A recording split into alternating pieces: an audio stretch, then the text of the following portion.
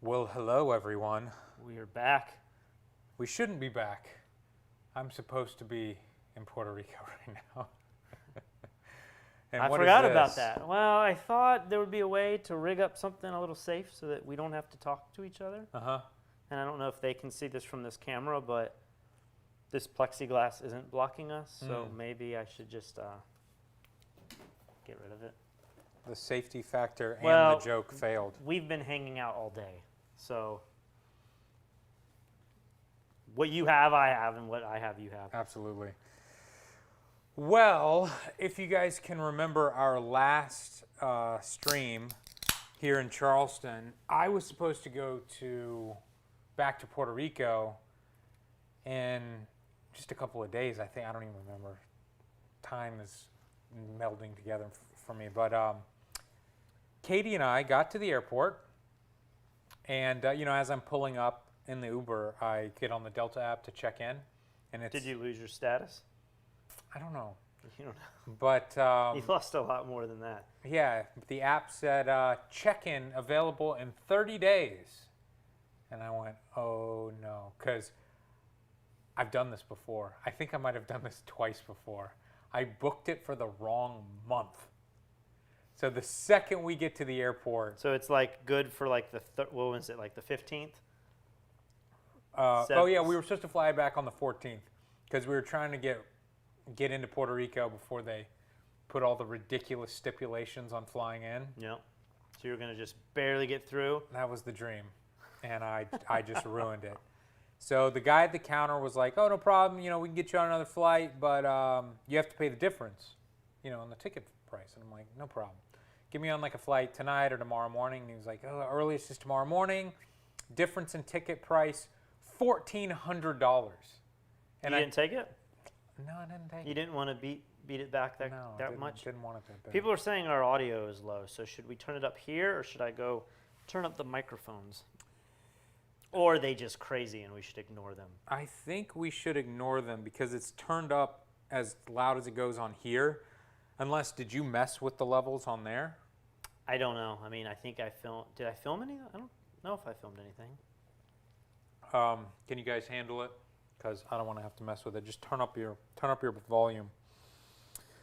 So $1,400 per person, and that didn't get you like first class or any kind of perks. It was just that's what it costs to go to the airport. Yeah, just the next morning. So I was like, all right, tell me when the next reasonable flight is. And he said Sunday, which is tomorrow. So our flight tomorrow is at 7 a.m. We've had to go get tested to fly into Puerto Rico. I had to fill out all of these forms and things. We're not going to go into detail on that. Okay. So And tomorrow, what, 7 in the morning, you guys head to the airport and you will fly back. When are you supposed to land in Puerto Rico? Do you have layovers? Are you going through Atlanta? yeah, You're going through Miami? Atlanta, so I'm going through like all the dirtiest Rona hotspots in the world. Hot Atlanta, man. Yeah. And Are you excited, though, to be back in Puerto Rico? Because, Not exactly. no. Not exactly. What's happened? So You sound a little down. I'm a little down, yeah. Katie's been feeling really sick recently, and so she's just not feeling good. And I'm like, "You sure you want to fly?" She's nauseous all the time. We don't think it's the virus, but I just learned that Puerto Rico's shutting everything down again. They like took a step back. We've got like the phases, Yeah. 1, 2, 3, 4, who knows how many. We went backwards. So now gyms are closed. I was finally ready to do jiu-jitsu again because you guys weren't going to be there, so I'm going to have to listen to you. Katie doesn't care. My gym is so small in Puerto Rico. I'm the dangerous one. I'm the one flying around the world. Like all of them are just hanging out there. So I was ready to do it. Well, The governor it's heard illegal that again. you were coming back, and she's like, you know what, we got to close these gyms down. Yeah. But not just the gyms. Like, we've gone back. I don't know. The curfews and everything aren't back, are they? Maybe there's still Yeah. a curfew, but it's like a reasonable. I think it might be 10 p.m. now instead of 7 p.m. I mean, at one point it was like 5 p.m. Yeah, it's still It's light like outside. really bright outside, and you can't go out. So the curfew's Yeah. back, and then the beaches are closing. You're allowed to walk on the beach and exercise in the water, which is nice, but you're not allowed to congregate or sit on the beach, which is cool with me because I don't do that anyway. But that's the one thing I'm clinging to of like, okay, I can now kiteboard in my neighborhood without having to secretly go to the beaches, that people can't see me at. Yeah. I can just kiteboard on the public beaches and it's legal. But all the bars are closed again. Restaurants are lowering capacity again. I don't think you can serve alcohol past 5 or 7 o'clock or so. So even though the curfew's later, they're cutting alcohol off even at restaurants at really early times. It's just so annoying. And when you look at the numbers in Puerto Rico, they're so low. They're so low. It's But like, do we know about the testing? I'm sure testing's really bad. I'm talking about deaths. Deaths in Puerto Rico are still below 200 and under 100 confirmed deaths. Under 200 with close to 100 being estimated deaths. So, I mean, when you compare Puerto Rico to any other state, we're doing great. Yeah. But maybe they want to keep it that way. Yeah, I mean, maybe I shouldn't complain about it. And But Puerto Rico is the one place besides, I guess, Hawaii and Guam. I mean, U.S. There's not many places on U.S. soil that could quarantine the way that Puerto Rico could do it. So I don't know, there's so much politics in all of this now that I'm sure the Governor Wanda, is trying to make an agenda. She's trying to save face, or she's trying to say, I help the people. Like, there's a little bit more behind every governor's intentions. I mean, you got Georgia. What's that guy's name? Kemp. He's coming out and saying all this crazy stuff again, and it's just, man, what a mess. It's like everyone's got their own agenda, their own thought process. have you heard the quote of Trump talking about riding coronavirus out like a cowboy? No. I've watched Dude, little news. Me too. Such I little don't news. know where I heard this. I don't know. When I have trouble sleeping at night, sometimes I'll wake up in the middle of the night and I'll put on a podcast. You're like, I got to just go to sleep to the sound of Trump's voice. Is No, that what no. you're doing? I think maybe I was listening to a podcast or something, and they played a clip of him talking, and I'm telling you, dude, it is the most hilarious clip. He's like, you know how every time he gets questioned or he talks live, he has to talk about the fact that he shut down the border from China, and no one wanted to do that, but I did the China ban, and if I hadn't have done that, millions of people would have died. Millions of people. Well, now he's added on this thing where he's like, a lot of the Democrats just wanted to ride it out. They just wanted to ride it out, ride it like a cowboy, right? And I'm like, how did I hear this? Maybe I was sleeping and I dreamed it, but I'll have to look this up. But what were we talking about before ride it like a cowboy? Just how politicized everything is. Like why would she do this? Yeah, I mean, it's wonderful that people want to protect themselves and their community and their people or whatever, but we were reading an article recently about the economy of Puerto Rico that's so much based on tourism. Yeah. And she has done such a good job of locking down Puerto Rico that, I mean, they're basically saying don't come to Puerto Rico. If you come to Puerto Rico, you have to have a test done within the last 72 hours. And then the form that I signed today said, even though I tested negative, and this is the second time I've been tested, maybe fourth time I've been tested if you count the antibody test. Mm-hmm. It says, I swear to limit my interaction with people for the next 14 days. And then if I test positive or have no test, it says I must quarantine completely for 14 days. So no jiu-jitsu for the next 2 weeks? Well, You've sworn. Does your word mean anything, Lee? I swore that I would limit. Limit. Yeah. But jiu-jitsu's closed anyway. All gyms are illegal now, once again. And then... So you're like, if I would do jiu-jitsu normally every day, I'm going to do it every other day. That's a 50% limit. That's you've, true. You've done, I you've done your job. Or maybe I just don't go one day You're doing the when Lord's I really work. feel like it. You're like, hey, I'm not going to touch sweaty men every day. Yeah. I'm just going to go every other day. Absolutely. I think that's fair. Hashtag quarantine Wanda. And I see that somebody has asked about our boat situation. Do you want to update them on our absolute nightmare that is this I don't know boat? all the details, but from my understanding is that they had to take the boat out to look at it. And did they actually do that? Or because of the quarantine, basically all of these new regulations, they have said there is no recreational boating they've gone as far as saying you can't even visit marinas, right? So we went out like there. you're not even allowed to like walk on the dock apparently. We went and saw the boat right before we came down here, and now I think they're saying like unless you own property that's docked in the port and in the marinas, you can't even go out there, right? So I don't know that they lifted the boat up.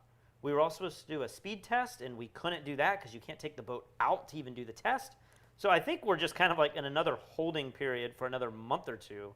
I heard it wouldn't be until September that we would realistically be able to do the tests we need to make the sale happen. So It's insane. I mean, this is why I'm not super excited to go back to Puerto Rico. sure. I want to that's go back to Puerto reasonable. Rico to get some work done. I want to get back to Puerto Rico because like all my best belongings and Your guitars are there. my guitars are there, my bed's there, and like it's like it feels like home, you know? I don't like living out of a suitcase. This isn't home anymore.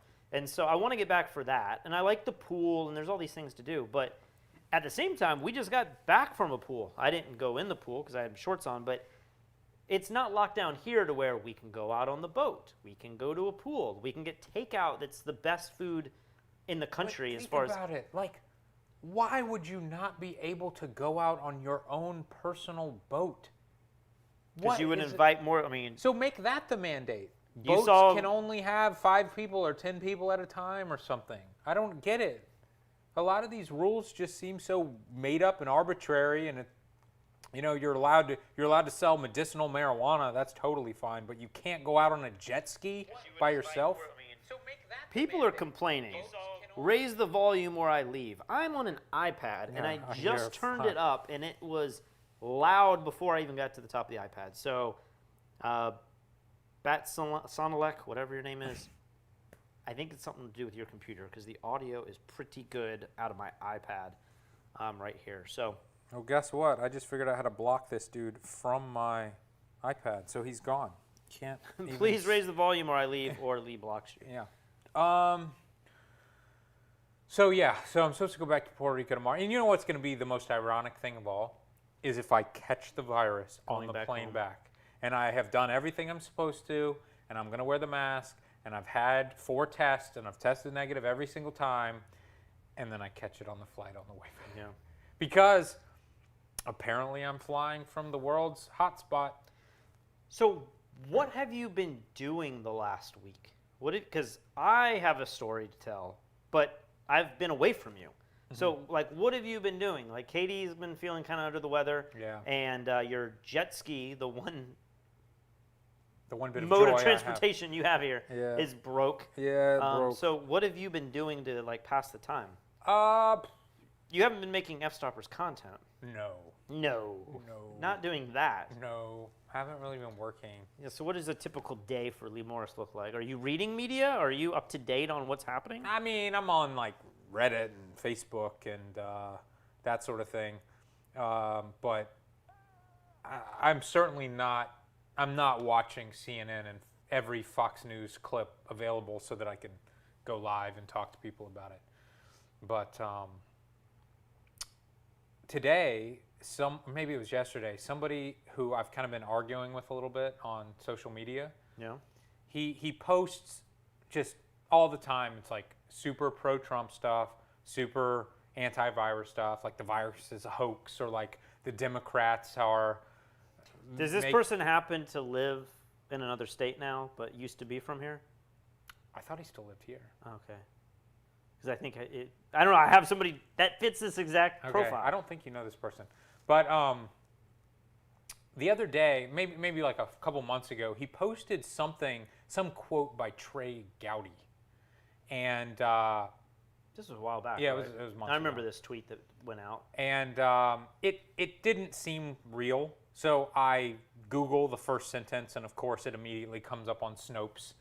And I post it, and I'm like, hey man, just so you know, this isn't real. And instead of being like, whoops, thanks, I've accidentally posted fake stuff before, and somebody's like, hey, Yeah. just so you know, it's fake. I'm like, oh, sorry, thanks. I immediately remove Let me it. guess.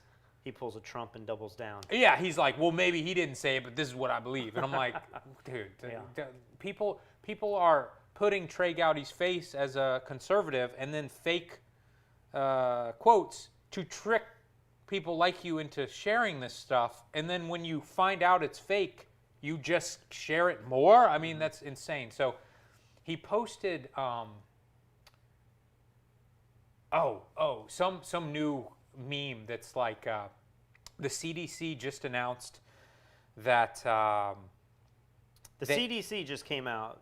The head of the CDC came out, and he's arguing. He's making an argument different than Fauci. Is that where this is going? no. It was that the CDC admitted to accidentally combining the numbers for flu deaths and what's the lung issue? SARS or No, that like kills people.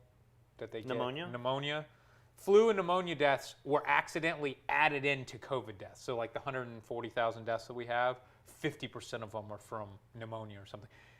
And I, of course, Google it, and it immediately comes up on like a hoax website, and they're like, no, the CDC has actually responded to this very meme, and it is true that more than 50% of the deaths have been from pneumonia, but pneumonia is caused by COVID-19. yeah. And they differentiate that. They show that it like the death came from this, but it started with COVID-19. So I'm like, hey, just so you know, this is fake. And once again, he doubles down and is like, no, it's not. I'm like, well, let me know where you're getting this information from, because I'm interested. Like, I'm not trying to just be in a war with this guy. Yeah. And no response. Yeah, it's so frustrating to think that like this is like a fear of mine, right? You have a bias. Everyone feels like they know the right path because of their prior history and their life experiences. But the one way to combat that is to be educated and to see all sides and to take all information and like pit it against each other to come up with a truth that you make sense out of everything, right? And I feel like it's really scary to think there's these people out there who they can see the truth. You can what's the saying, like you can lead a horse to water. Yeah. Like you can give it to them and say like this is not true, and yet not only will they continue to believe it, but they'll continue to then propagate it and push it. Or you know? even it makes them want to believe it more, Yeah. which is such a strange thing. And I'm sure, like you said, I have biases too. I want this whole virus not to be a hoax, but I want the virus to not be as serious as we all are afraid it is. You know, so I'm always excited when I see some article headline that makes it seem like it's not a big deal. And then I might have a tendency when I read an article about some young person that dies a horrible death, I'm like, I'm not going to read that one, you know? So I know I have tendencies, but I would hope that if I was very wrong and there was very clear evidence, I would be willing to be like, all right, in this case, I'm wrong. I'm not going to share that. Well, the headline that I read today that I thought you were going to talk about, I guess you got in the argument yesterday, but in the last day or so, I guess, the head of CDC, the like guy with the glass, you know, the big dude, he's like always hunched over, that guy said that the reason for a lot of the cases in the South is actually because of Northerners coming down to the South and giving it to everybody, where Fauci has said, no, it's because the South opened up too soon. And there's a little bit of truth in both of these topics, and you can kind of meander your way around it and say, well, there are other states that never truly shut down, and they aren't having the surges, so maybe it is Northerners. And then there's other places where you're like, well, the South did. I mean, Georgia and South Carolina, I mean, we opened back up in the heat of it all. I remember them saying, we're going to, the governor here saying, we're going to get back to next week, and we were all in Puerto Rico thinking, that seems really early, right? Yeah. And so I don't know. Like I've seen people today talking about how the CDC and Fauci are butting heads over what is the cause of this, you know, growing number of cases in the South. And I think a lot of Southerners and Northerners, I mean, you see this on both sides. When New York got over all of it, they were like, we don't want Floridians coming up here. Yeah. And before that, you saw Florida saying, we're going to close our borders. We don't want New Yorkers coming. Like, it's been happening for months, right? But I'm kind of a part of it. I mean, I came from the deep South in Puerto Rico, flew to Florida, have been hanging out in South Carolina. We were the cleanest, though. I know, but then I just went up to Asheville. And I wasn't there very long, but I had a 3-day trip to Asheville. Stayed in one of the coolest Airbnbs I've ever been to. It wasn't, I don't want to say it wasn't fancy. It was actually a pretty like modern, it was like a modern mini house.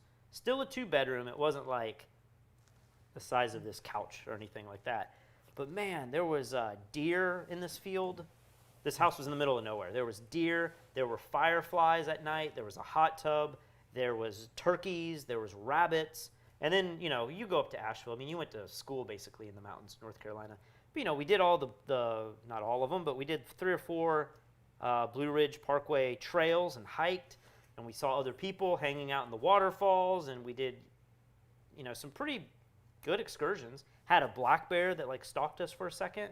And did you hear this story?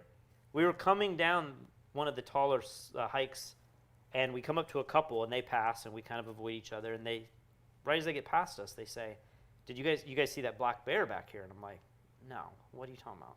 So we turn around, and they're right there, and I'm like, "What? It's right there?" And then all of a sudden, this big black bear just crosses the path, and I think literally it was 20 feet behind Kristen as we're walking. Wow. And then you see it, and it just starts going down the trail quickly. But they're going up, but we're now going down to our car, and I'm thinking, this trail kind of goes back and forth. At what point is this black bear going to be back on the trail with us? And Yeah. so Wow. it was a good trip. I got to get some, I had some good food, saw some cool stuff in Asheville, and just being back in nature. I guess we're kind of like that in Puerto Rico, but When it's so hot though, and you don't feel like going into oh my nature. gosh, Asheville was you literally could leave the doors open in your apartment, in your house, and it's 69 degrees out Yeah. inside. I'm like, this is amazing. No humidity. Yeah. It really made me miss that kind of weather, because here in Charleston, it's like Puerto Rico. I mean, it's Hotter. 100 degrees and Yeah. heat index and 90% humidity. Yeah. So I've been looking into. I don't know if you'd be down at all, but I've been doing a little bit of research about buying jet skis in Puerto Rico. Yeah. And I was just thinking, if we bought 2 jet skis, we could keep them at our house, in the driveway. Screw this big boat. Maybe it'll happen one day, but probably not. Wait, you're going to take them up and down our hill and have an input? And how do you do all that? Is there a landing? Yeah, in the marina? there's a ramp in our neighborhood. Driving down our road with a trailer? Is that what you're saying? Yeah, I don't think that'd be a problem. No. I don't like taking our house is situated on what do you think, a 60-degree It's the hill? steepest hill ever. It is so steep. Yeah, and to but have it's a not like trailer, you wouldn't back it down. You would just come straight down. I guess. I don't even know if my SUV has a trailer. Maybe the jet skis could fall off the trailer. I never There's thought got about to that. be a way just to keep them in the marina, but don't wanna one, do we that, can't though. take these out of the marina. Two, And I'd imagine under the current lockdown. I'd imagine jet skis in Puerto Rico are still abused and not in good shape. No, I was looking to buy new ones. Oh. Sounds fun, but the big reason for getting a large boat is that the waters are so rough down there. But watch, you're going to go back and it's going to be like glass. I know. And you're going to say, oh my gosh, if I could just. The problem is there's crazy import taxes in Puerto Rico. And so from what I have seen, and somebody told me this isn't true, but it appears that jet skis literally cost double in Puerto Rico what they do here. So I don't know. I'm trying to mentally prepare myself to go back to Puerto Rico and just be stuck in a house for potentially months. It's going to be the same as it was for 100 days in a row last time, except you're not going to be there now. So I don't know. Am I going to do a live show every night by myself? I don't know if I'm capable of doing a live show by myself. At least while I'm talking, you can kind of read super chats and stuff. By the way, we just got our first super chat. This has been the least super chatty live video we've ever done. Well, we also didn't really tell people we would be doing sporadic live shows, and so we only have 450 people in here. I mean, that's not too bad. No, but Well, Jan says, Patrick, cut your hair, you hippie. You do look particularly bad. I just keep letting it go. I had a hat on earlier, and I had the wings. yeah. It looked ridiculous. Is it Jan or is it Han? I don't know. Han Peterson. Well, you should definitely try to get. You should make some content of some sort. Well, I know we've got a bunch of products back at the house that need to be reviewed. I'm going to get B&H to send me the new Canon cameras, R5, R6, a bunch of those new mirrorless lenses. Did Sony announce the A7 S3. S3, or did they just do a teaser about it? I That's don't- the camera I'm most excited about. And how long has it been? I mean, has it been 5 years? since that I can't believe S2 came out? they even named it that. You know, that we're so far beyond the A7, A7S2. It seems like we'd be, I don't know. I can't even keep track of their naming system. The A7X. The problem is, I just don't like the ergonomics of Sony. I like the camera quality. I like the video quality. I like the autofocus. Like Canon and Nikon have always felt better in my hands. Yeah. Sony has all the buttons that I do like, but it's in this little form factor. I don't like all the function buttons. You got to memorize where stuff is. I don't like all that.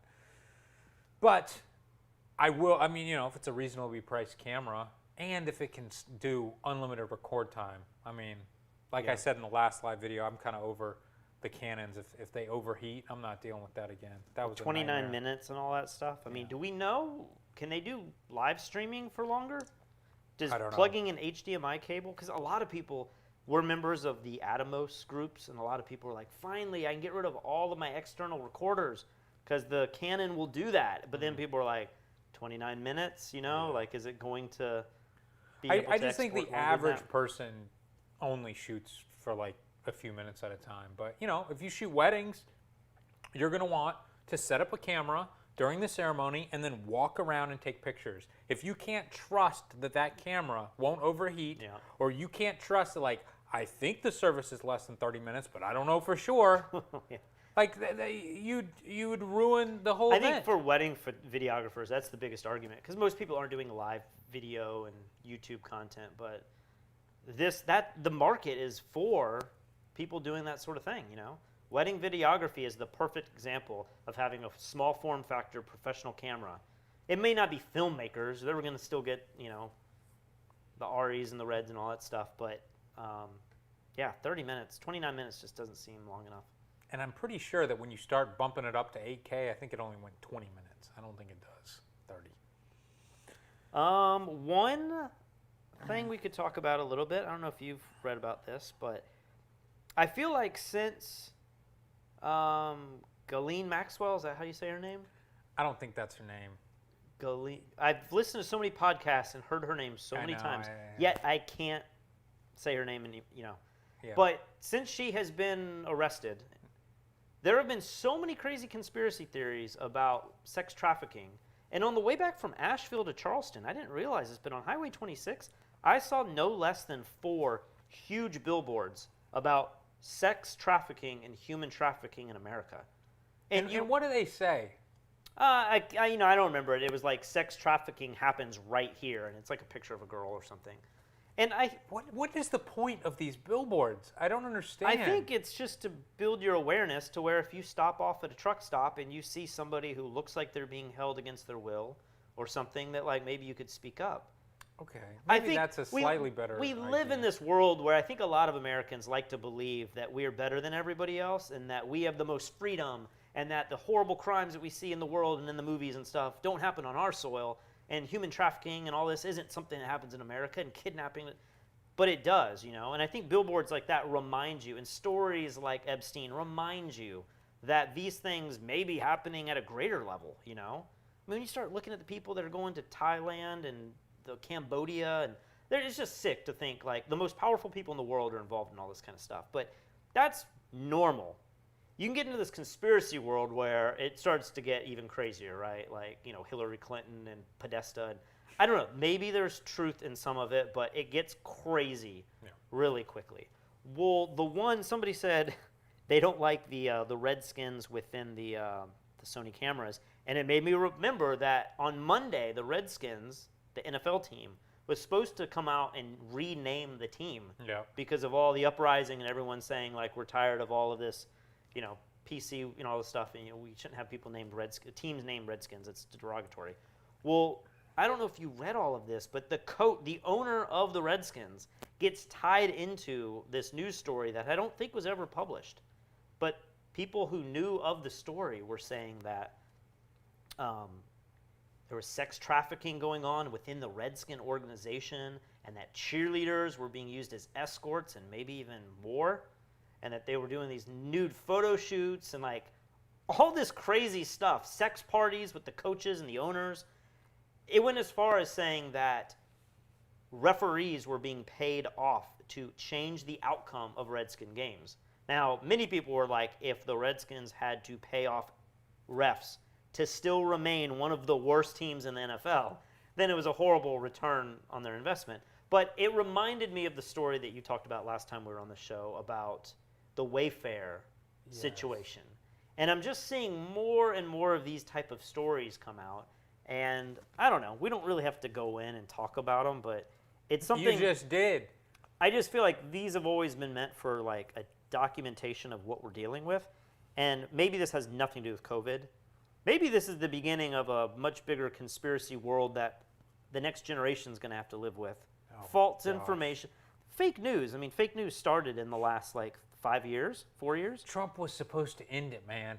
I think it's the beginning of something much bigger that all of society will have to deal with. But all I wanted to say was the Redskin news story was a big story. And I feel like this human trafficking sex trade, feels like it's bigger than it's ever been. I'm just seeing it on more more I'm platforms. sure it's not. I'm sure it's just, media and social media and the ability to share things, and people are telling on other people and stuff. But yeah, I don't know. When I hear sex trafficking, I think of like children with gags in back of vans and stuff. And I'm sure that does exist. I mean, I saw one crazy documentary on Netflix. What was that one about that paper boy who got... Something about Johnny? Who took Johnny or something like that? What happened to Johnny? Is that something like that. That was so insane. And then when you hear about like you didn't go into much detail, but the coach, and it's like he's having sex with cheerleaders. I'm like, oh, I expect that. Oh, the cheerleaders are posing for nude photographs. My God. Oh, like, of course I they're think the doing allegations were that they took a lot of the cheerleaders to another country. And where a lot of this sex trafficking stuff starts to happen is that they take your passport. I mean, we heard about this in Dubai, Many people immigrant workers come to a country to work on a project and make money and make a better life for themselves. But in the process, they get their passport taken away from them to where they can't leave. And then suddenly now, people in power have power over these people, and they become slaves of some degree. But you're telling me that they did this to wealthy professional football cheerleaders? A lot of these people, I think, that were coming forward, and again, this is all kind of just breaking. I mean, maybe it's been a week now, but I think they were 18 and 19-year-old girls. They were girls that never even went to college. I didn't know the NFL hired such young girls as cheerleaders. I thought there was a process, kind of like the NBA, where most people go through college and become collegiate cheerleaders, and then they graduate and then become professional cheerleaders. Like, I don't know that whole world very well, but that's what some of the allegations were, that people were being held against their will. But I think one problem that a lot of people would say about sex trafficking is we have to break down our idea of what people like you and I think it is. You and I think it's children that are stolen away and they're beaten and kept in little boxes with gags, and it's like this really dark, weird world. But like, it could be that, hey, if you want to come to America and you want freedom, I'm going to like dangle a carrot over you, and I'm going to treat you pretty well. But I wish, if that's the case, I wish we just had another word for it. Like when people throw the pedophile word around, and it's like the girl was 17 and a half, I'm like, oh, yeah, it's gross or whatever, depending on how old he was. But the way you said that, I thought it was a 9-year-old or something. You know what I mean? Yeah. And so when you say they took a 19-year-old girl to a fancy mansion in another country and she had trouble getting back because she couldn't buy a flight or whatever, I'm like, I just need to hear more information. It doesn't sound that horrific to me. Yeah, but you can't discount. I don't want this whole show to be about this. I'm sorry, guys. But you can't discount because somebody is 20 years old, because somebody's 25 years old, that like they are above the age of consent, and you think they're kind of an adult to some degree. But they're responsible for their own actions. But people can still manipulate you and cause you to be a prisoner in a system, even though they're older than what you typically want to believe. That I agree. It's possible, but there's just details. Like, were the girls' cell phones taken away? Were they not allowed to drive? Did they not have access to Ubers? Did they lost contact with their friends? I mean, coaches, I would imagine, have to come back to work, right? It's not like R. Kelly who can, keep people in dungeons for years at a time. But and, R. like, Kelly's a not- great example because some of these girls were eventually of age. I don't know. A lot of the R. Kelly stuff is very underage. But there were people. Well, and if you watch the R. Kelly documentaries, there are women who are well into their 20s that get wrapped up in his world. Yeah. I think there was one or two I can remember who were 29 or so, and she was like, I got to where I saw the brainwashing he was doing to me. But if you don't call that sex trafficking or manipulate, I don't know what the term is. It should It's be like still- abuse or something, like mental and physical abuse. To me, that's what it seems like the word should be. Wow. But I don't know where this is going. Let's let's get back to some of these super chats. Doobie says, "You guys can't stop live streams until COVID is gone. We're gonna have to do this forever." Photog Mike is in the house and he says, "Wrap camera and dry ice, problem solved." Yeah, that's it. Every time you use a Canon camera, you just have to wrap it in dry ice. See, Clary gave us a fist bump. Thank you. David says Sony A7S III announced on July 28th at 10 a.m. Live stream watching announcement. When Yeah, is that? Today is the 18th, so that's in 10 days in from 10 now? days. I'll be in Puerto Rico doing nothing. So, yeah, maybe I will do that with you guys. Leonard says the muted volume audio is not super chat conducive. You need to get back to your Puerto Rican studio where you can complain and properly screw up. Are we having problems with muted audio? I don't understand, like, how can my iPad, the most standardized device I have, how can it sound good? Leonard says it sounds loud. Yeah, it sounds get it. really good on yours too, so I don't know what is going on. Somebody says my volume's at 19 out of 100 and it's almost too loud. So, can't make everybody happy. man, a lot of people are also saying I'm speaking a lot of sense today.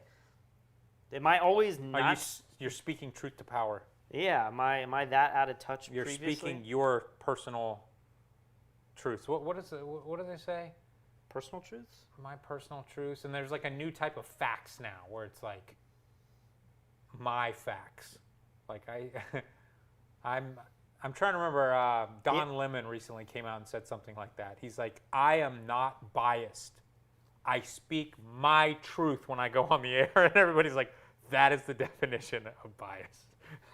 Gosh, I saw some quote about Don Lemon the other night. I can't remember what it was, but it was something about like everyone needs to stop being prejudiced about black men and realize that white men are the most racist people in America. And it was like, wait, what? Like, how do you digest that quote? Again, I don't know for sure. I didn't see him say that. So it's probably like your friend who like had the thing out of context, and Don Lemon never said that. But it was a viral meme going crazy, and I was like, well, I could see him saying something like that. You know, the biggest misquote that I think is being thrown around right now is the Kayleigh McAnally, Yeah. whatever her name is, saying that science should not get in the way of I opening watched the this schools. clip and she said that, but what's the further context? Okay, well, this is interesting to me because when I watched the full clip, I went, oh my gosh, she's literally saying the opposite of what everyone is quoting her. But there's been one person on Facebook who watched the whole thing and didn't take what I saw out of it. And it sounds like maybe you didn't either. So To be fair, I only watched 10 seconds, and I saw her say the comment where, what was it? She said something like, we need to not let science. see, she didn't say that. She said something like, science should not get in the way of these plans to open the school. And when you read that quote or you hear her say that, you're like, damn, she doesn't care about science at all, and we're opening the schools no matter what. Okay. But she did say that. But I think she did say that. She must have said something else to qualify it. I Yes. didn't give her enough time. But And I wish I had seen it, right before coming on live. But everyone who thinks that's what she said, you should watch it for yourselves. But the way I took it was, she says something like, we have been working with scientists and we have been talking with other countries that have figured out how to open schools back. And with our plan, science should not get in the way of what we want to do because we are going by the book and we're going to be following all these different guidelines and we're going to do it safely. that is the definition of science. But She's using all the tools to come up with a new hypothesis to test. no, see, I think you still misunderstand. The way I interpreted it, and I could be wrong. Your personal truth is My truth is that she is saying science isn't going to stand in our way because science is on our side. okay. We are using science to do this safely, is the way I interpreted what she said. Okay. Well, to be fair, I didn't listen to it all, but what I also took away from it was that, remember one of our first weeks of doing podcasts, we had the nice Swede people on here telling us how it was living in Sweden? Yes. And I believe very young kids that weren't able to take care of themselves on their own were all going to school. The teachers were there, and I don't know, I can't remember back then how many social distancing protocols there were for little kids. But it sounded like all kids under the age of like 6th grade were going to school, and then 7th grade to maybe 12th grade were doing mostly at-home learning, and then we had the college kid who was doing remote learning from college. But it made me think that, like, there's still a debate even today on Sweden did it the right way and we should have just done what Sweden did. And then other people are saying, like, Sweden messed up in a huge way. We should definitely not have done what they are doing. But when people say we should still reopen the schools and send our kids back, there's so many Americans, maybe 50% of Americans are saying, like, how dare they? And then I'm thinking, I mean, maybe that is what we should be doing because Sweden did it. And if you look at the numbers right now, it seems like all of Europe is doing much better than the United States. And there's a ton of reasons why that might be the case, you know. I'm not sure that I know why Europe is doing better than we are doing. But Sweden's doing pretty good, and half their kids are going back to school. So I don't know that it's the worst thing to send everyone back to school, but that's a huge debate I see here in Charleston. I mean, it's definitely a very big debate, and it's not quite as shut this light simple off. as we'll just send your kids back to school if you want to and feel safe, and don't if you don't. Because maybe a lot of the teachers do want to teach in person, but a lot of the teachers are older, and they feel like they're risking their lives to go back and teach. They don't want to, but it seems like maybe there's got to be some middle ground where younger teachers could teach live if they felt comfortable, but older teachers could teach online. But ironically, the older teachers probably hate working on the laptop the most. I've heard so many teachers say it's the worst thing ever. And I don't know if that's because teachers don't know how to adapt. I don't know if that's because their superiors are asking too much of them. I don't know if it's because the system could be well-oiled, but right now it's a disaster and nobody knows how to actually do it. But I've heard very mixed things. I mean, most of the things I've heard is teachers are killing themselves to try to entertain and grab the attention of all these people, on all these kids, through Zoom and programs like that. And then others are saying, I got to teach in person maybe in the morning for younger kids and then do it all again through Zoom for the kids that aren't going to attend. Maybe the parents don't want to send their kids to school, and it's just they're having to be redundant and stuff. It almost feels like, to me, it could open up the chance for a lot of people to be employed as teachers. We may need way more teachers moving forward because teaching online could be more difficult from a systematic approach, a logistical way. I've got a family member who teaches elementary school, and she was saying that she loved it. Yeah. She was like, I only work 2 or 3 hours a day now. And, she's supposed to, like, be available to take calls if kids have questions or something. I didn't fully understand, but she basically said they never have questions. So she just teaches for a couple hours and then just needs to kind of be around. But she's like, I'm playing in the yard and I'm sitting in the hot tub and I'm watching TV. And so she was like, I never want to go back to normal school. So Can everybody's teachers different. teach video chat from a hot tub? No. Like she said, she just had to teach a short amount of time. Maybe it's because her kids were so young. I don't know. But she just acted like it was so simple. And maybe the kids are muted, so if they're acting up, it's on the parents, and then she just is going, Well, I think we were talking about this the other day, and you were saying, like, what do you do? Because you have some friends that have a lot of kids, 3, 4, 6 kids. I mean, I have a friend, my best friend from high school has 6 kids. And you're thinking, like, if they're all in different grades, you need 6 computers all connected to the internet. You need rooms where they're not just I never thought of that. It sounds fine if you have 1 or 2 kids, especially if they're in the same grade, if they're twins or something, I guess. friends come over and you have like a little group of kids learning from home. But man, if you have a lot of kids, that's a lot of resources and a lot of like separation that you have to do just so they can get work done. I Seems know. really difficult. I know. I mean, I wonder if this is going to push the world a little bit more into not necessarily homeschooling, but and I was reading a little bit about this online today. There's another meme going around right now. I don't know if it's really a meme, but it's like this text that says something like, teachers should get 10 students, 10 of like the best students where the parents actually care, and and they should teach class to 10 students in their home, and they should charge X amount, and then instead of making $30,000 a year, they'll make $130,000 a year, like they had done the math. Yeah. And maybe this was on Reddit too, and somebody was like, actually doing this is illegal. You are not allowed, you can homeschool, but you are not allowed to just kind of set up a private school in your house for kids. I don't know the details of that, but To have it counted as like education in America, I don't know. I don't because understand. you could run a course, you could like teach like a I know.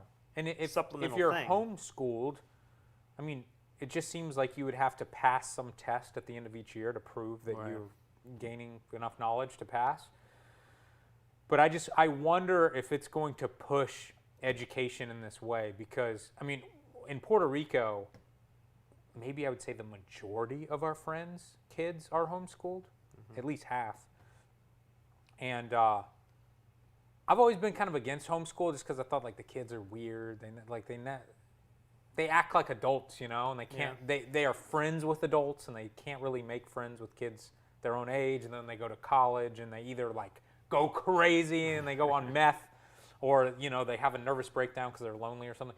But I've met a few normal homeschool kids, but the kids in our neighborhood that are homeschooled are great. Maybe because I'm an adult now and they're friends with me. But the parents, they just say like, we can do everything we have to do in the entire day in about an hour and a half to 2 hours.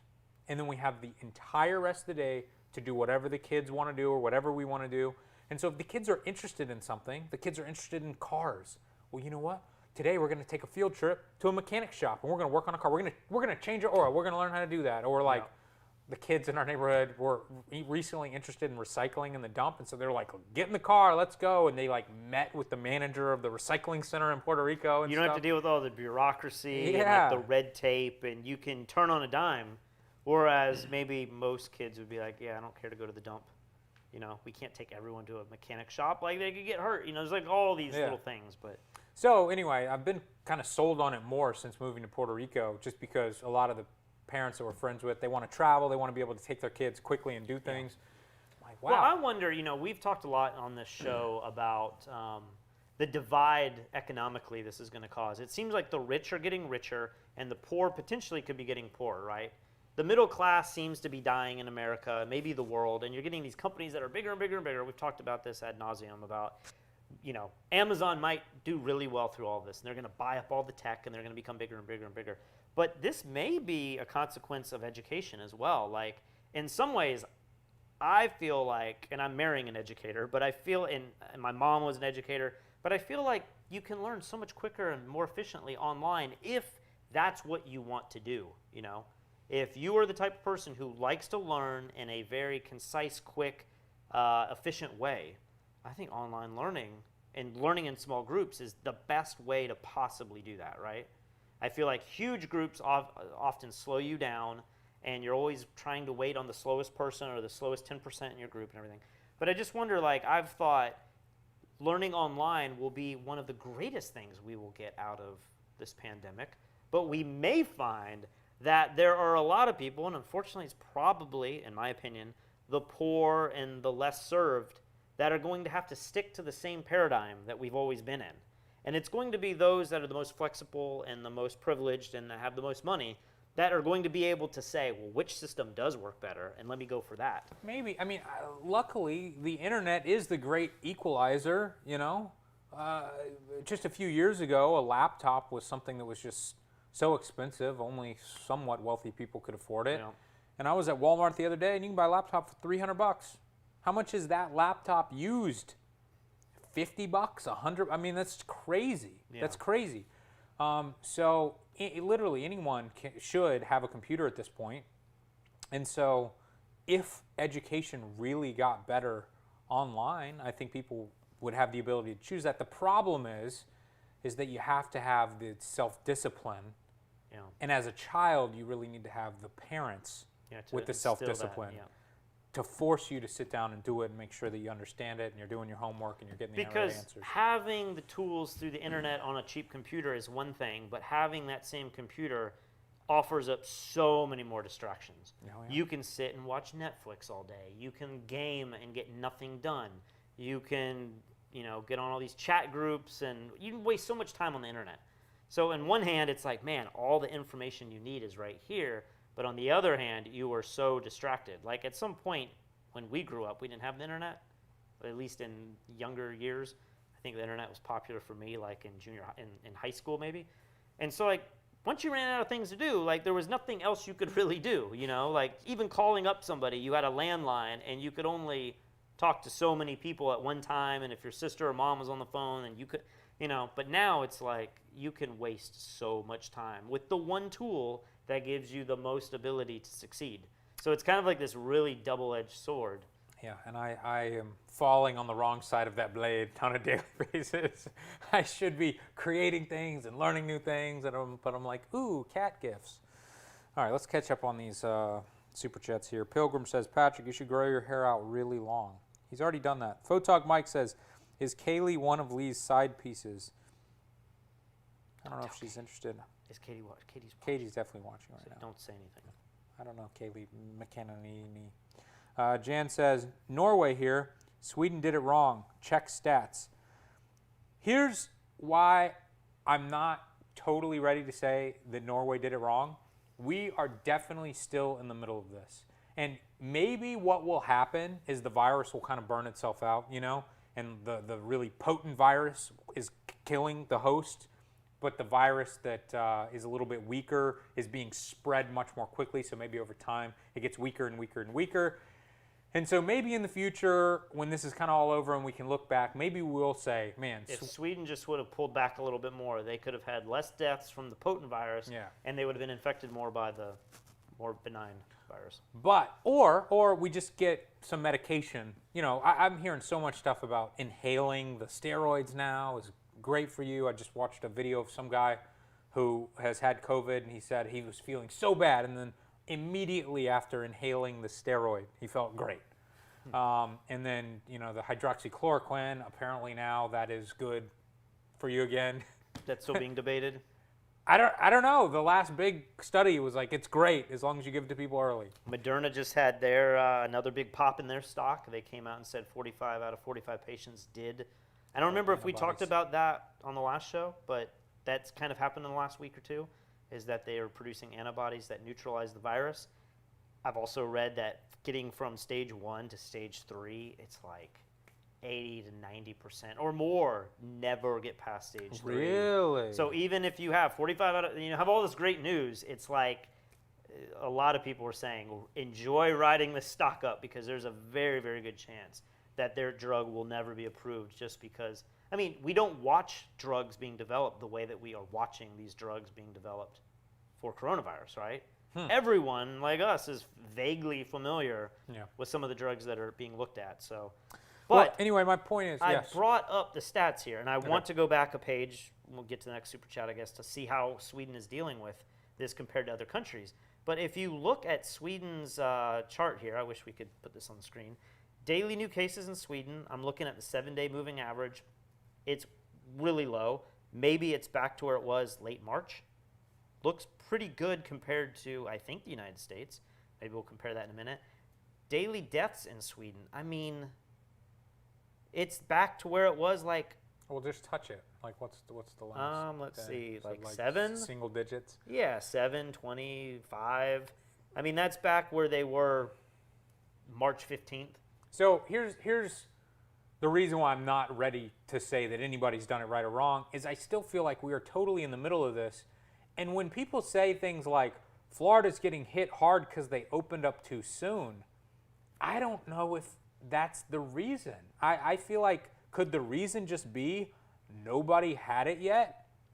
and you locked down too early, and then the second people started getting back to their lives, the inevitable happened, and they started getting it. And the reason New York City is doing so well is not because everybody's wearing a mask in New York right now. It's because everyone already had it. Yeah. I don't know. I don't want to act like I know, We but need to get back in touch with some of our friends in New York and see if they've been able to get tested and if any of them have come back with positive tests for the antibodies. That would be interesting to know. I texted Monty a couple weeks ago, and I was like, "You still in New York? What's your game plan?" But he never got back to me. And I do wonder what his game plan is. I mean, he's so nervous. His wife is immunocompromised or whatever. He lives in a small apartment, right in the heart of everything. Yeah. What's the game there's plan? Like Tam, there's Noam. Like Joe. We got a lot of friends that live. Well, Joe had it. Oh yeah, I and haven't. he recovered. Yeah. So yeah, I wonder what the game plan is. I don't think this is going away anytime soon. So I have here countries based on cases. Well, I'm sorry, Did I do? Let me do deaths. Deaths per 1 million population. And if we get rid of San Marino, Belgium, and then another place I've never heard of, Andorra, then the UK, then Spain, then Italy, then Sweden, then France, then Chile, then the United States, Peru, Brazil. It is kind of shocking that Brazil was such a hot spot, and yet at the moment they're sitting at number 12 for deaths per population, 1 million people. So Sweden is sitting at realistically number 5, which is kind of high.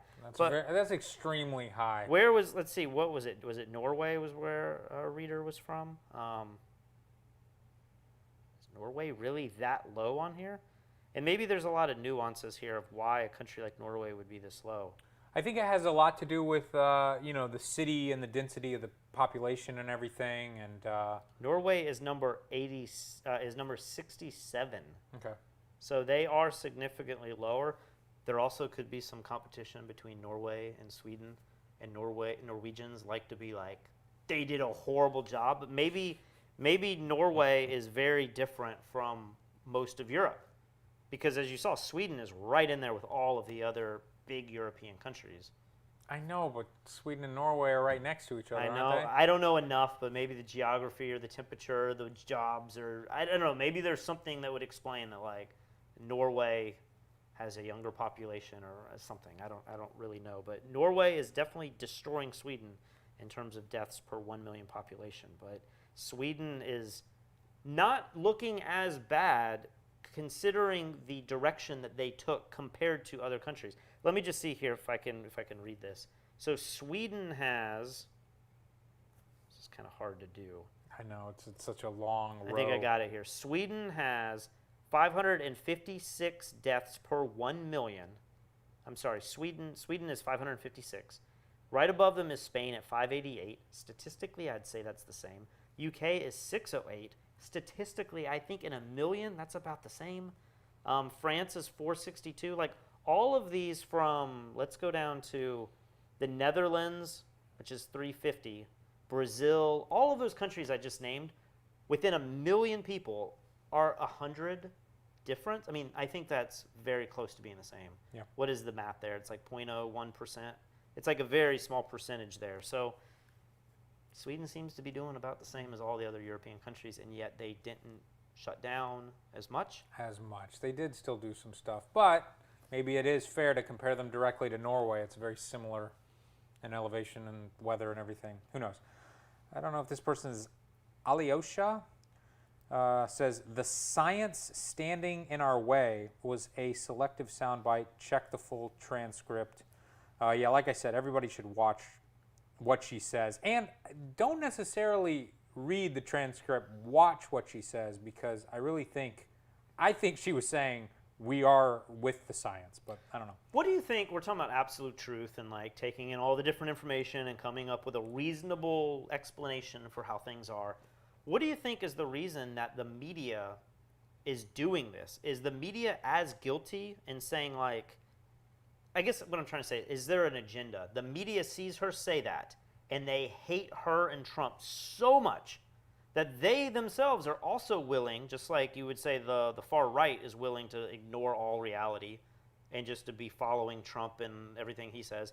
Is the media that far off to where like real journalists can't sit and read it the way that you're reading it and say, you know what, wait a minute, guys, that's not really what she said. Let's be honest with ourselves here, because it feels really scary to think. I'm not trying to stick up for her or Trump or anything. I'm just trying to say, if the media and everyone online is trying to say, look at what she said, and they themselves, who I would hope are educated people because they're reporting the news, maybe that's the fallacy here, most of them are very educated if you look into it.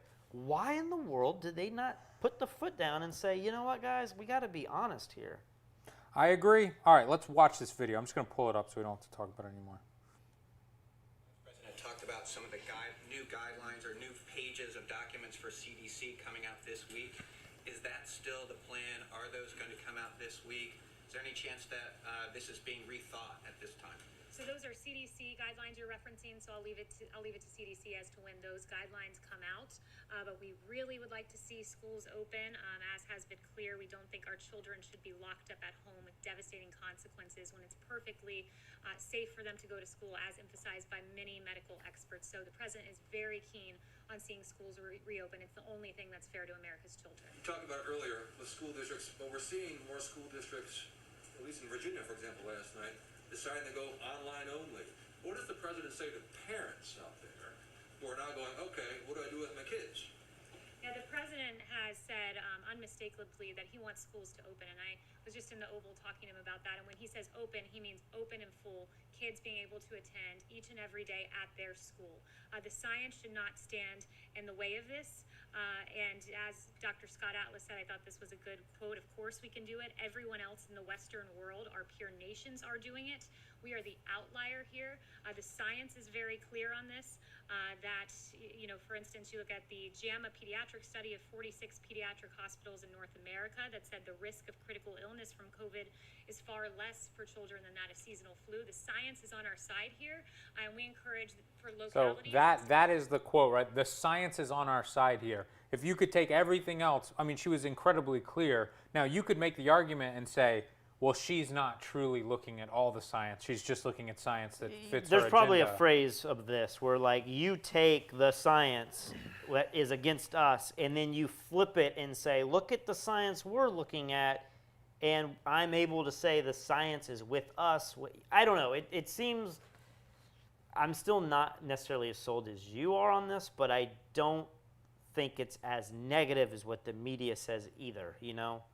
Well, they picked a quote that's incredibly unfair. If I'm trying to think of an example here, you know, if I said, you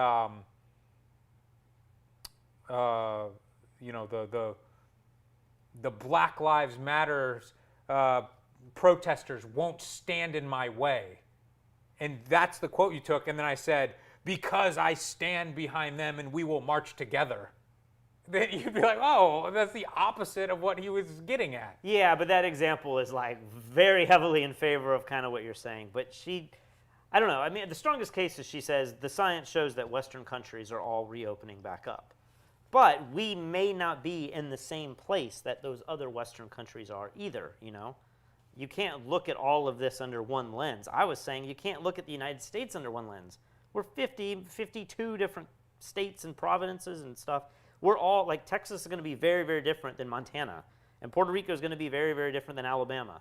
You know, no matter how much you're the same in some ways, it's just, I don't know. I think it's kind of a case-by-case thing. So I don't know that you should say the president should be able to say all states should reopen. I think maybe each state needs, maybe each county needs to determine that on their own. That makes the problem way more complex. It would be great if we could say the president has the power to say all schools close or all schools are open, but I don't think that's finite enough to, you know, you're kind of painting with a broad brush at that point. Studio Rivi says, I have a Nikon D750 and do wedding photography. Thoughts on the Nikon 2470 versus the Tamron 2470? Which ones? Nikon versus Canon 2470? I never owned the new Nikon 24-70 with VR. And do they now have a second version of that lens, I believe? A lot of people were saying it was incredibly soft. I think Oh, really? I think that lens came out to really negative reviews. Hmm. So much so that I believe Nikon came up with a version 2 of it, right? Okay. But we liked the first offerings of the Tamron 24-70 with VC Yeah. so much, like early in the beginning of f-stoppers for video, that we kind of went down that path, and then we eventually got the new version. And man, I feel like that lens is plenty, like all those lenses are plenty sharp. Yeah. Like when you start getting into 36 and 50 megapixels, most of the time things aren't sharp. It's not because of the lens, it's because the calibration of the camera, or it's my hand holding ability, or it's some fault that I've done, you know? Yeah, so I mean, I'm a big fan of the new Tamron lens. I think it just comes down to money. I'm sure the Nikon lens is at the very least equivalent, although I'm guessing it's probably a little bit better. But I would also guess that it's probably double the price. It's like 5% better, 10% better, but double the price. Yeah. And you would only ever know if you looked at 100% or more with both lenses side by side in the exact same shooting situation, Yeah. you know? You missed Janine. She says, did you see Chicago mayor called Kaylee Karen? I didn't see that. No, I didn't see that. Chicago's mayor, she's been You very, keep falling off the frame here, Patrick. very polarized. Sorry, I got up to turn that light off and sat down a little different. Keith says Sweden has about 10 times the new case rate versus its neighbors. I have read similar things as well, but again, it's kind of like my Florida theory or Charleston theory, or the theory where we live now. If all humans are X amount susceptible to this virus, and you cut off the virus from 100% of people, and you say for the next 3 months, like no one can go outside like they did, basically. And then the second we go outside, we start catching it. It just seems like potentially these neighboring countries around Sweden might eventually start going back up once travel opens back up, once flights start coming in and out and everything, once people stop wearing masks, they get tired of it. It could go back up, whereas Sweden's maybe won't. I could be very wrong, and I think what would make me wrong is if we come out with a vaccine or a drug that keeps people from dying, then you would say like, I don't know if I follow you though. If Sweden has 10 times the new cases versus their neighbors, correct me if I'm wrong, the neighbors did shut down. I would think if you brought the cases down really low by shutting down, then when you reopened, you would go from 5 new cases a day to 100 new cases a day. Those countries that shut down, I would have thought that their growth would have been massive. oh, I just think so few That's people what we have think is happening in the United States, right? it. We have Maybe. opened back up, and now the numbers are skyrocketing because we never really were getting it to begin with. Whereas countries that were already open, or places that wore masks, their numbers were so low, and they've just continued to plane out, right? I guess what I'm arguing is for the herd immunity type thing, and not that immunity will mean it will go away and no Swede will ever be able to get it. I'm just saying they will be less susceptible to it, similar to what appears to be happening in Italy right now. You know, they're saying that people are getting it, and it's just not the same virus anymore. I don't know if that's because the virus has changed, or if that's because all the sick people already got it, and now it's healthier people getting it. I'm not sure what's going on. But it certainly seems like it's been getting easier over time. So maybe that would go against my argument. There's a lot of little things you have to look at, because what if the virus is more contagious but it's less deadly? Then I'm happy with the case number going up. It's less deadly, but it's more contagious. But once people get it and they get over it for 3 days or 2 weeks, however long that takes, hopefully now they're immune to it. Like that would be a good thing, you know? So I don't know. And you also have to look at testing too. Maybe this link that he's given us, I can't click on it. maybe it covers all the stuff we're debating. Yep. But what if Sweden is just doing way more tests and therefore their numbers are way higher, you know? Wasn't that Trump's argument like 3 weeks ago when That's he said, Trump's argument like every day. we just got to stop, we got to stop doing the testing? I don't get it. I do understand that argument, but it can be made in a much more intelligent way. And the argument a couple weeks ago should have been, don't worry about the number of cases. look at the number of deaths and hospitalizations. They're going down. Everything's great. You can't make that argument for the last week or two, though, because we are on the way back up again. So, who knows? Anything else that you have to talk about? I'm preparing for our OBS for the audio to cut out. I ended up Googling it afterwards, and apparently it's a known issue with OBS. With long streams, the audio can just cut out randomly, and the only way to get it to come back on is to reset OBS. This is what happened in our last Yeah. broadcast. This is funny because you were whispering in my ear. You were hinting at maybe we should get rid of the whole system that we just built in Puerto Rico and build a much more flexible system using OBS. But then last live stream, we lost audio based on OBS, I know. which then makes you think like we can't trust that system either. I've lost all faith in electronics and software, especially.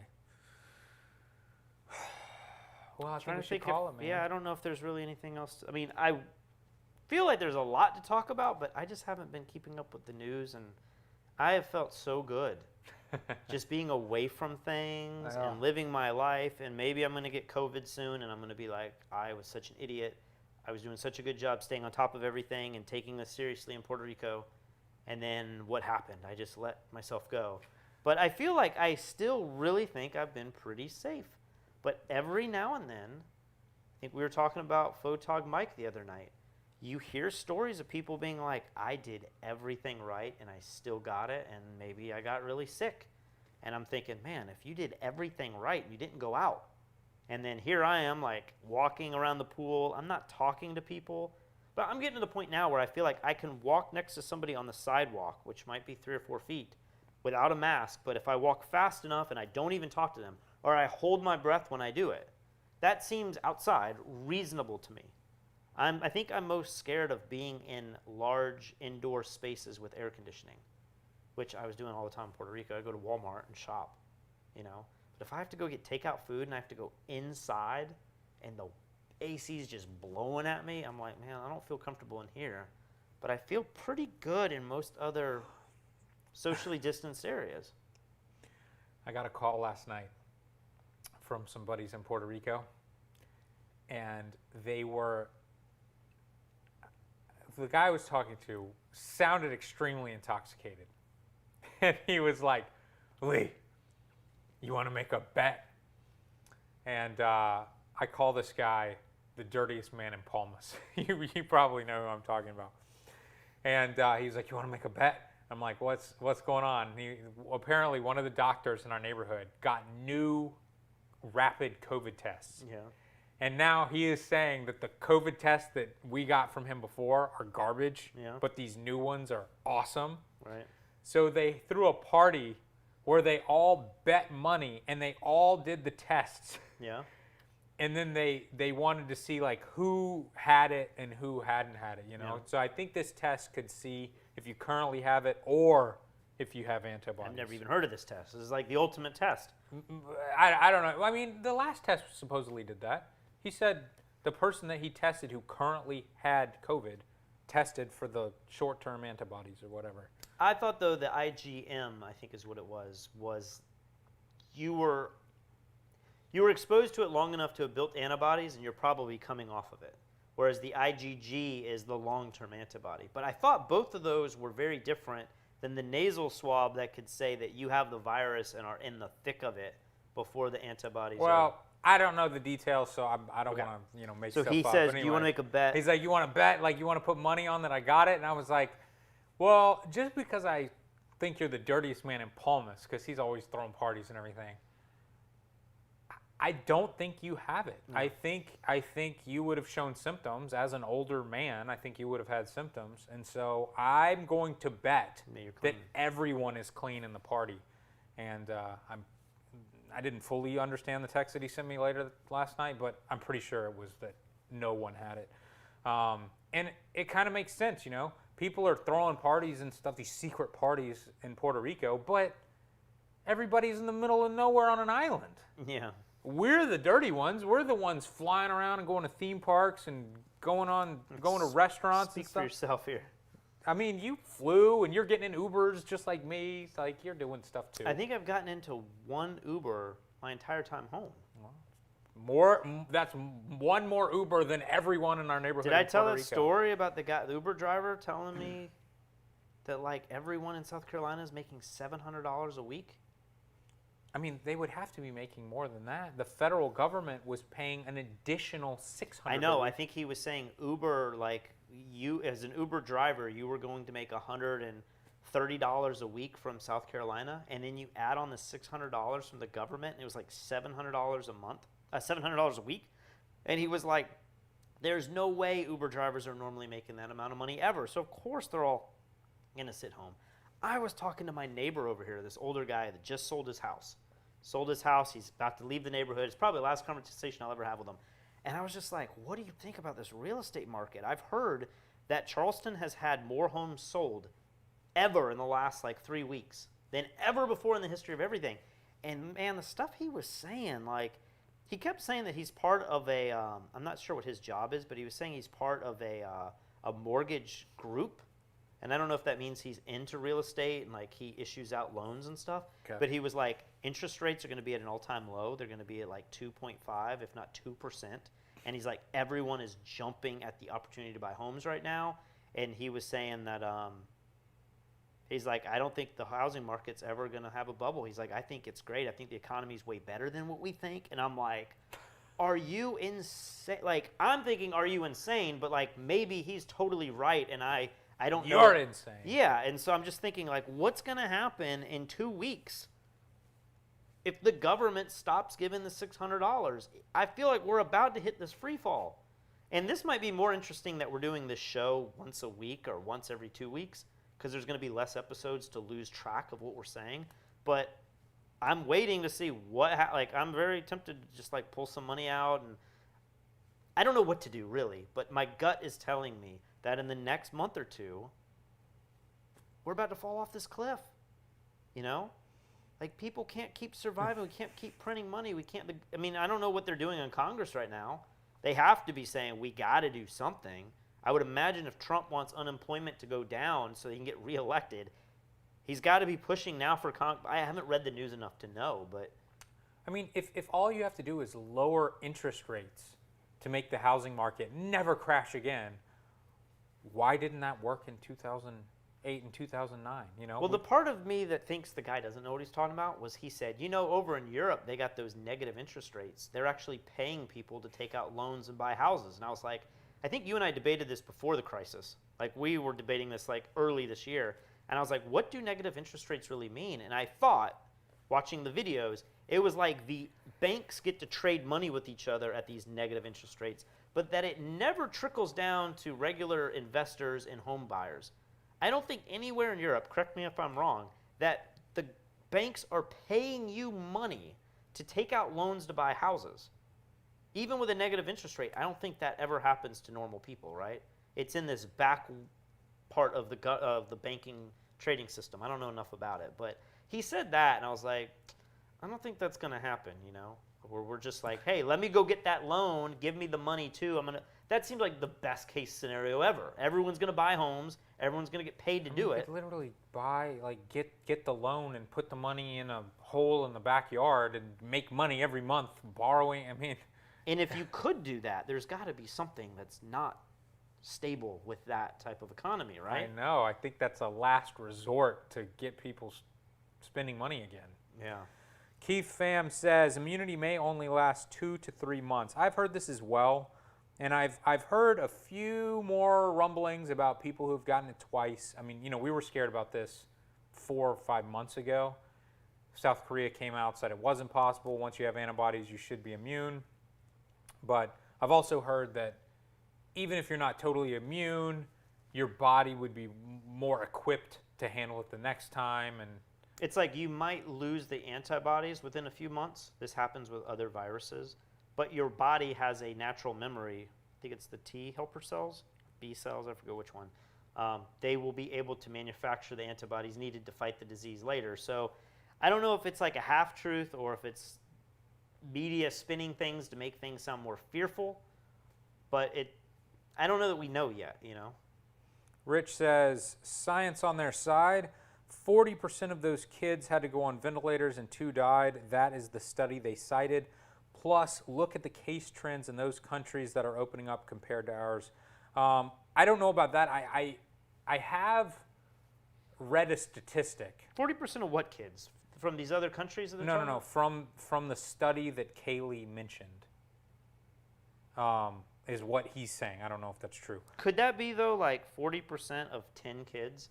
Yes. Out of thousands and thousands of kids, 10 got the virus, 40%, which is a huge number, went on ventilators. 2 died. That's crazy. But you're talking about like 10 kids out of thousands? Is it like one of these manipulations of numbers? I saw something just the other day that said so far 15 children under the age of 15 have died in the United States of COVID-19, and in the same amount of time normally, 90 would have died from the flu. So there is a narrative of like influenza is more deadly for children and for elderly, or it doesn't discriminate. I don't really know what the narrative is, but there's this thing that's this idea that COVID is not deadly at all for the most part for people under the age of like, it's a high number. It's like 55. But if you take it all the way down to 18, it's like incredibly selective on who it's killing in that age group. It's probably even very small numbers of people who would even get symptoms. Right. So I feel like with Kaylee saying that, though, it's also she's playing the other side of the coin, saying that like these studies show that none of the children are getting it and dying. But what she's not saying is how many of those kids are giving it to parents and grandparents, and that's causing them to die. Like, true. You have to draw that next conclusion. Sure, and if you're throwing the kids on ventilators and they're almost dying, that's pretty scary too, Right. you know, even if they survive. Sam says, thoughts on the Lincoln Project, anti-Trump Republicans. I haven't heard about this. I've seen this phrase, but I don't know enough to comment on it. I like it. I think it is very strange. I have lots of conservative friends. I would probably consider myself to be conservative, if not, you know, middle of the road, moderate or something. But a lot of the stuff that Trump is doing doesn't seem conservative at all. I mean, raising spending and lowering taxes at the same time is not a conservative position. Right. That is ridiculous. Like, nobody would normally run on that platform, you know. What's something else that he's? I mean, you know, something's going on now where, like FBI people in masks are grabbing people and throwing them into vans and This stuff. is Have you heard happening about in this? Portland. I don't know enough to comment like one way or another. I saw people saying like it's the what's the Italian police, Giuseppe? Or Yeah, I know what you're saying. Yeah. and they were like these unmarked people are showing up, and then I see the video and it says police right on their vest. Okay. And maybe the argument is they're not the police, and that's why we don't know who they are. I don't know enough about it, but like, if there's any truth to that, that's ridiculous. I mean, the whole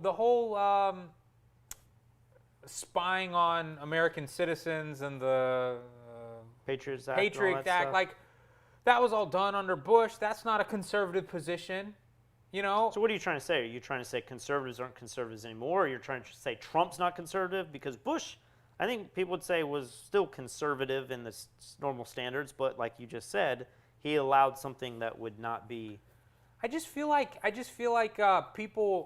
people are more about choosing teams and sides, and not even a team, but like a leader of like, I'm on Team Bush, and so whatever he does is what I want because he's on my team. Or like, I mean, I just feel like Trump does the most insane stuff ever, like with the Goya bean picture and stuff. Like, all you have to do is come out and be like, I like Trump, and now Trump will pose with your product in the Oval Office.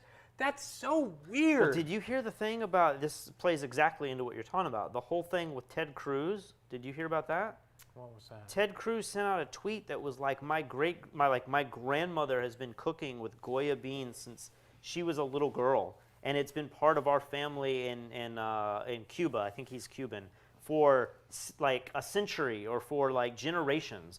And then somebody was like, Goya beans they've only been around for like 70 years, and they have never been distributed in through Cuba, something like that. I have it a little wrong, It's but like she couldn't have had access. it's just like it feels like it appears, and maybe again the media is twisting things just like the other stuff we've talked about, and I'm wrong here, but it appears that like Ted Cruz, somebody who was opposed to Trump to the final straw, who had this horrible situation where Trump was saying his dad like helped kill Kennedy, and that his wife was extremely ugly, like all of these personal threats.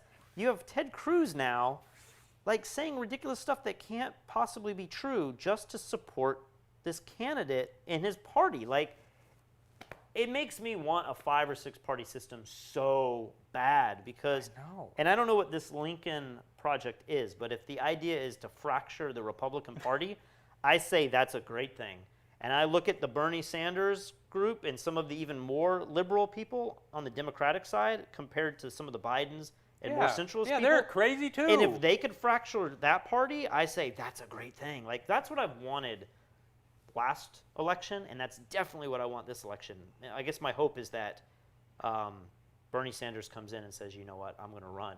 And Kanye is like, you know what, I really am running. And then you have, who's the guy from Utah, from Boston? Mitt Romney. I want him to be like, you know what, I'm going to run. And suddenly you're like, we have 5 people to choose from. Yes. I feel like that would be amazing. And if we could move forward saying like, we can't just pick blue and red, like there's a lot of different options here. I feel like that's the only real way that America's going to pull out of this cancer in our political system. What's the deal? Like Mitt Romney, I feel like is the only moral person there who you could say he's wrong and I disagree with him, but at least he is like has a set of values and is sticking to it. Like you said, Ted Cruz was like, you talk about my wife, I'm going to take you behind the barn and whip you, like stupid high school stuff he was fighting Trump over. I think Ted Cruz said something else recently on Twitter about that. He was like saying like, I want to fight somebody. And they were like, why did you never say this to Trump when like he said worse things to your wife? I can't remember what the context was, but it's this weirdness where a lot of Trump's biggest opponents, like never Trumpers, are now suddenly Trump people. And you're like, it doesn't make any sense. I guess their fear is just that like if the other party wins, that is so bad.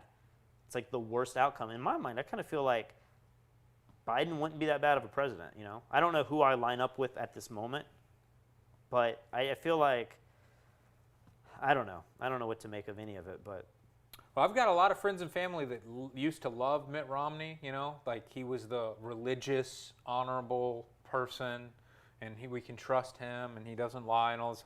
And the second he has turned his back on Trump, now like Romney is a piece of crap and we can't. But what's so ironic about it in many ways is Mitt Romney might be more Republican than Trump actually is. Well, I think he is. Yeah, and so you're like, what is it? It's just, it goes back to like none of us really know what we're voting for and what we really believe. It's like you pick 2 or 3 issues that you fight to your dying day and you ignore all the other stuff that really probably will affect your life. Like abortion, is that really going to affect your life that much? Probably not. You may have a moral dilemma with it, but there are so many other issues that will actually change the way that you have to live your life, you know? And if you ignore all of those, I don't know, people are so stuck on abortion that one, I'm trying to think of what's a better one, like building the wall or something. I don't know, immigration. And I'm like, I don't know that immigration is that bad of a thing. Like our country was built on it. But the second you get people stuck on that one issue and they ignore all the other stuff, like you could be taxed more and have less in your pockets. But if that candidate wants to close that border, they're going to vote for that guy. And I'm like, well, wait a minute. Like he's also wanting to take more of your money away from you, you know? I'm not saying Trump wants to do that. I'm saying like a hypothetical candidate could do something like that, and people would still vote for the one issue that they believe in. And what about, you know, like a lot of the conservative position is always like, you know, honoring the troops and all that. And it's like, what about when Trump just starts going after the families of like the dead soldiers and going after Purple Heart members and stuff? Yeah, and saying like, I respect people who don't get caught. You know, John and McCain aren't prisoners of war. There's something he just said recently with some veteran who lost her legs. I only know the fringe. Like he said something really He said negative. something about her too. Yeah, and it's just like It's weird just because like my parents are very big hypocritical. Trump supporters. My dad's military. Yeah. But like, if he said that to my dad would be devastated. But if he says it to somebody else who's the enemy, my dad's like, man, he's sticking up for But us. since when is John McCain the enemy? Yeah, I mean, it's such a weird world. So strange. Foot Dog Mike says, someone I work with in New Jersey told his mortgage broker he was working to get him a 2.2% rate. I think I just talked to somebody, our buddy Eric here in town. I think he was talking about 2.25. 2.25. It's 2.25. How much?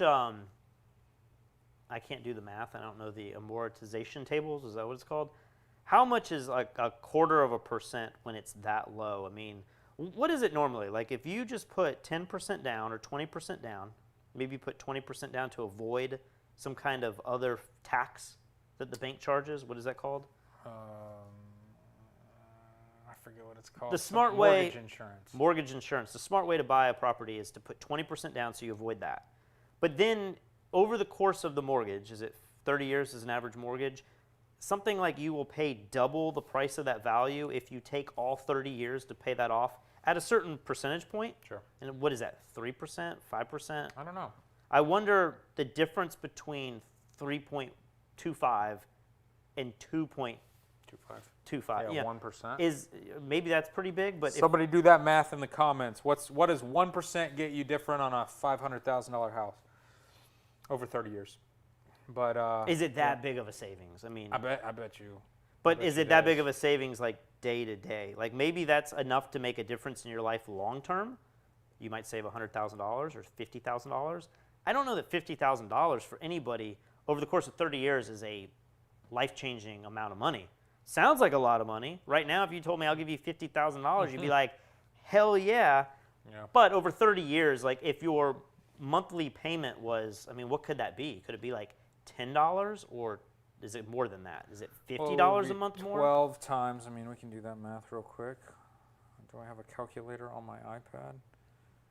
In some ways, like if you're a smart buyer, you might just be able to find a better deal, a better property to buy, and that might be way better than you got a slightly lower mortgage. I mean, 3%.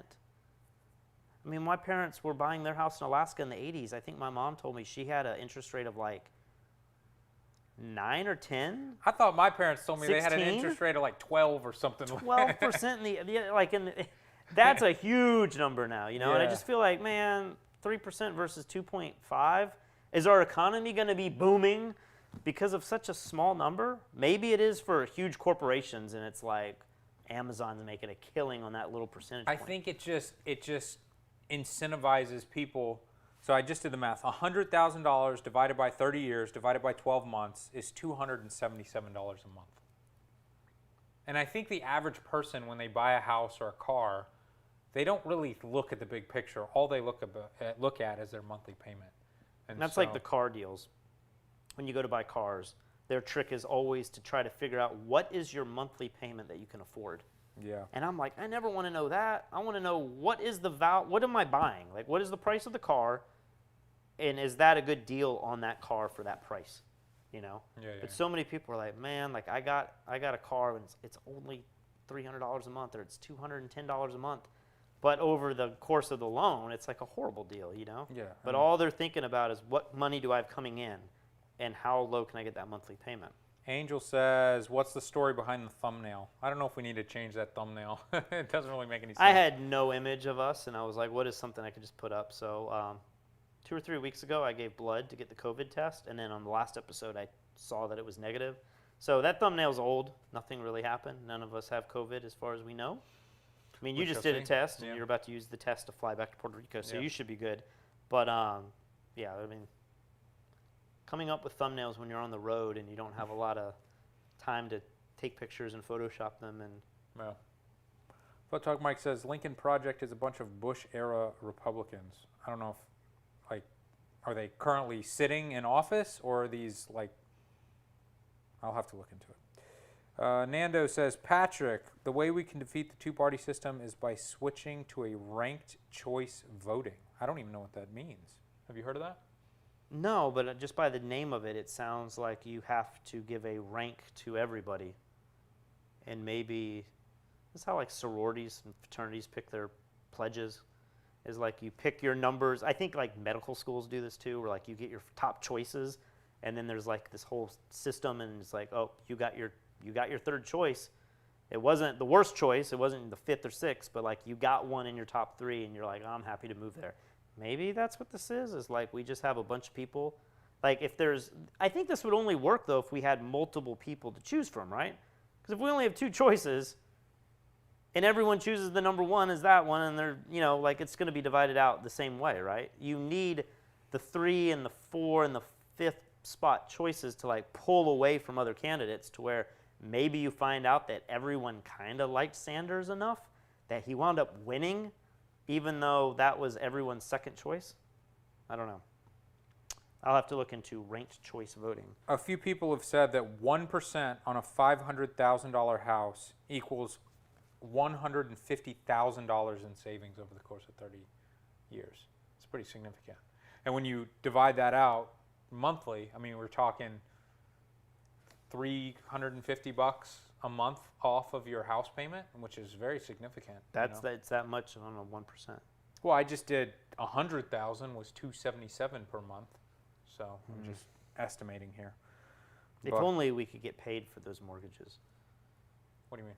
If we could just get it negative, then I mean our problems would be You solved. just live for free in a mansion all the time.